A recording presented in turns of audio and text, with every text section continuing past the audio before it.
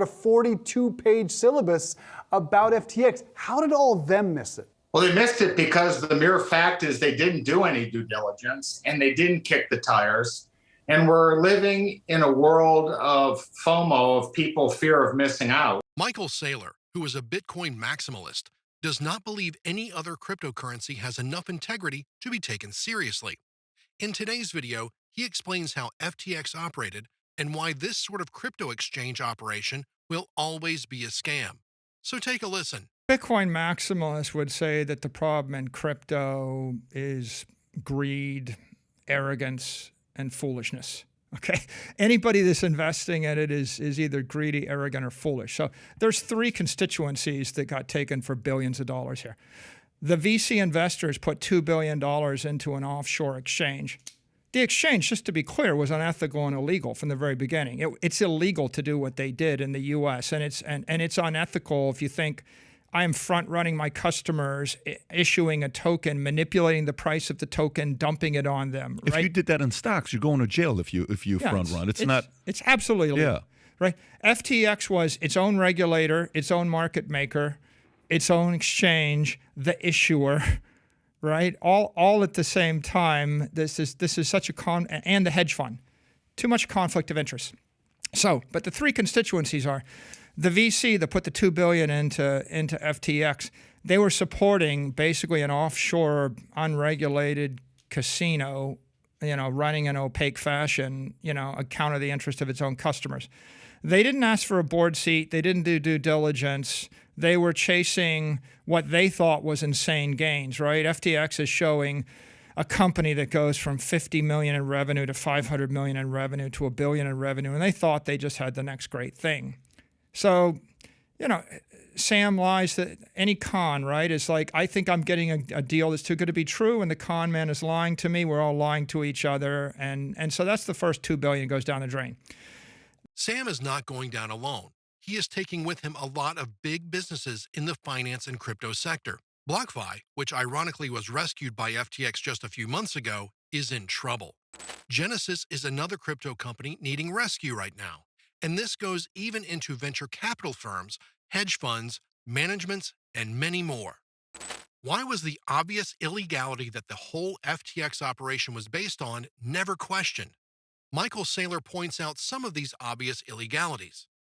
One was the fact that FTX played opposing roles that were naturally meant to regulate any assets trading.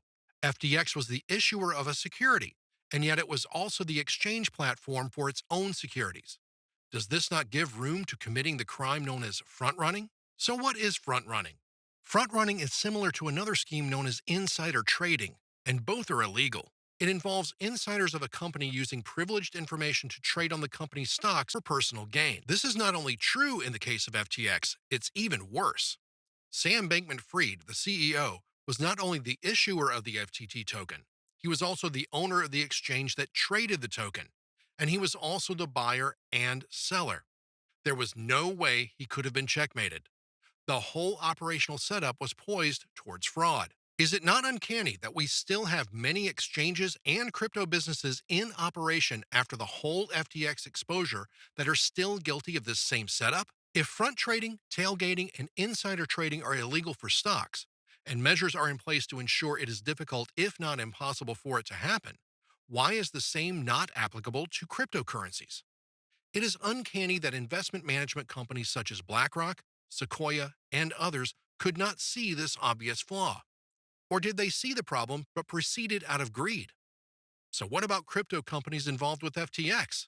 How are they reeled in? Let's listen to Michael Saylor again. There's another $4 billion or something like that in just loans made by crypto industry.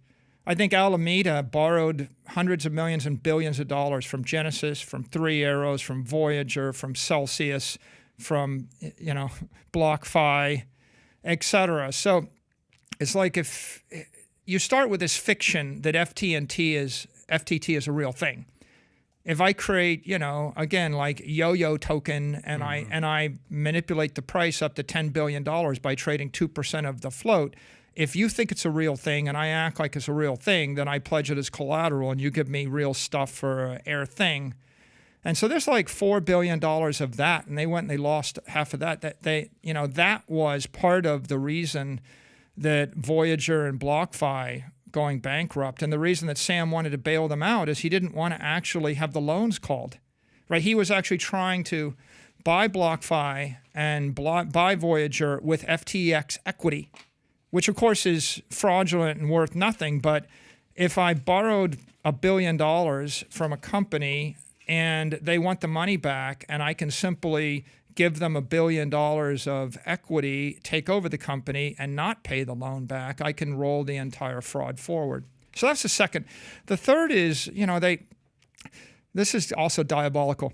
FTX said, we're built by traders for traders, and Sam bragged that they only charge like 3 basis points trading fee, and he was 30 times cheaper than Coinbase or much cheaper than Binance. So he's stealing customers off of the other crypto exchanges by, in essence, offering near free trading. He's not trying to make money off the trading. He's trying to actually get the assets on his platform, because once he had the assets on his platform, he basically used FTX like his own personal piggy bank. It's like there's $10 billion there. Everybody else is going to get wiped out if their margin positions trade down 20% for a minute, except Alameda. Alameda has God mode. They never get margin called. So in an exchange, like in the U.S., it's illegal to go more than 50% loan to value. That means you're kind of like, you start with $1 million, you borrow 500,000, you're 1.5x levered.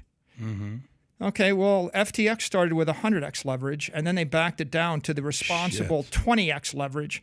FTX borrowed a lot of money from BlockFi, Genesis, Voyager, and many other crypto lenders, and they were given the FTT token as collateral. Michael Saylor claims that SBF tried to buy these companies out because he was trying to cover up the illegal debts he had in those companies. Let's take the case of BlockFi as an example. According to BlockFi, it owes over 100,000 creditors $1.3 billion. During its restructuring process, BlockFi hoped to have enough cash on hand to support certain operations with nearly $257 million in cash. It was revealed in the bankruptcy court hearing that FTX Alameda owes BlockFi more than $1 billion. A portion of that debt includes $671 million in loans that Alameda defaulted on, as well as $355 million in digital assets that are currently locked up on the shuttered FTX exchange.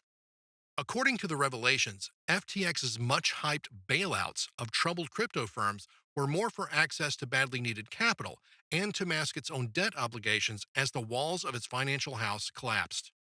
We begin to understand all of the under-table dealing SBF was involved in, using several fronts to swindle multiple victims out of billions of dollars while appearing to be the white knight saving these crypto companies from bankruptcy. What if I put $1 billion of Air token, FTT, on the exchange? I recognize you and I let you take a $10 billion bet. Like, whatever, you took a $10 billion bet, now you withdraw $4 billion of real cash and you use that to buy property and buy everything under the sun. So Sam basically, he scraped billions from unsuspecting investors in Silicon Valley. They should have known better. He took billions from crypto hedge funds and crypto banks like BlockFi and Voyager. They should have known better. And then he took probably 10 billion or more from depositors on his exchange.